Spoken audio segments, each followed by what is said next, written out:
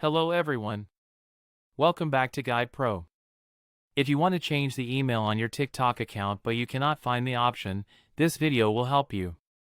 First, open the TikTok app on your phone. Tap on your profile icon at the bottom right. Now tap on the three lines at the top right. Go to Settings and Privacy. Tap on Account. Now tap on Account Information. Here you will see your current email address.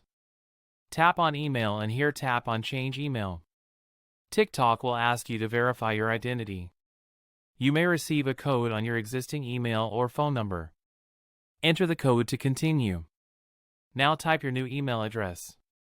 TikTok will send a verification code to the new email. Open your email inbox. Copy the code. Paste it into TikTok. Once verified, your email will be updated immediately.